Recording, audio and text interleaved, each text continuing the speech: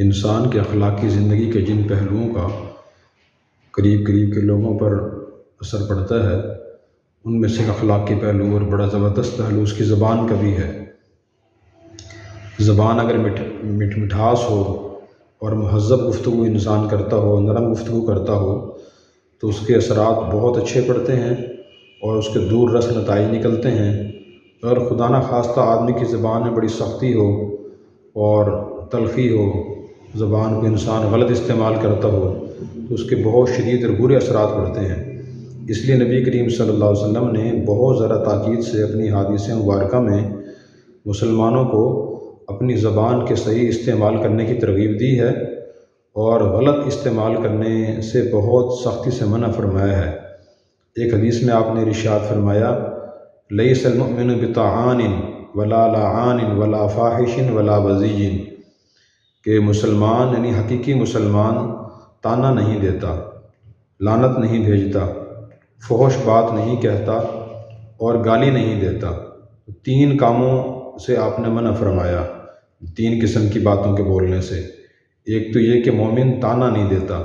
طعنہ کا مطلب یہ ہے کہ آدمی کسی کمزوری، کوئی گناہ، کوئی اس کا راز، کوئی عیب یاد دلائے اور شرمندہ کر دے، یہ شرعی لحاظ سے منع ہے۔ مثلا کسی کو غربت کا طعنہ دینا کہ تم پہلے بہت غریب تھے، کسی کو یہ کہنا کہ آپ سے فلاں گناہ ہو گیا تھا اور آپ نے فلاں جرم کیا تھا، تو یہ طعنہ ہے، اور حضور فرمانے کہ مومن یہ کام نہیں کرتا۔ اور دوسری بات آپ نے فرمائی کہ مومن لعنت نہیں بھیجتا، کسی کا نام لے کے لعنت بھیجے، تو جب تک کسی شخص کو کفر مرنے کا یقین نہ ہو تو اس کا نام لے کے لعنت کرنا جائز نہیں ہے، اور ہمیں شریعت نے اس سے منع کیا ہے۔ تو آدمی گمراہ ہے یا اس سے اختلاف ہے تو اس کے لیے ہم ہدایت کی دعا کر سکتے ہیں، ہدایت کی کوشش کر سکتے ہیں۔ لعنت بھیجنے سے، خاص طور پہ نام لے کے لعنت بھیجنے سے ہمیں کوئی ثواب نہیں ملتا۔ اور تیسری بات آپ نے یہ فرمائی کہ مومن فحش باتیں نہیں کرتا۔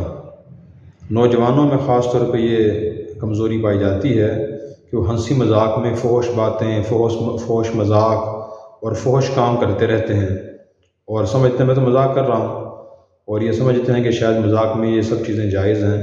تو شرعی لحاظ سے فحش باتیں یا فحش کام مذاق میں بھی جائز نہیں ہیں۔ نبی کریم صلی اللہ علیہ وسلم بھی اپنے دوستوں کو، ساتھیوں کو ذرا خوش کرنے کے لیے باتیں فرما دیا کرتے تھے، لیکن جھوٹی باتیں اور فحش باتیں نہیں فرماتے تھے، بلکہ سچی اور مہذب اور شرم و حیا والی باتیں فرمایا کرتے تھے۔ اور تیسری بات، چوتھی بات آپ نے یہ فرمائی کہ مومن گالی نہیں دیتا۔ تو دوسرا آدمی برا محسوس کرے یا نہ کرے، ہر حال میں کسی کو گالی دینا منع ہے اور شرعی لحاظ سے گناہ ہے۔ حضور فرما رہے ہیں کہ مومن یہ کام بھی نہیں کرتا۔ اللہ تعالی ہمیں اپنی زبان کو غلط باتوں سے بچانے کی توفیق عطا فرمائے۔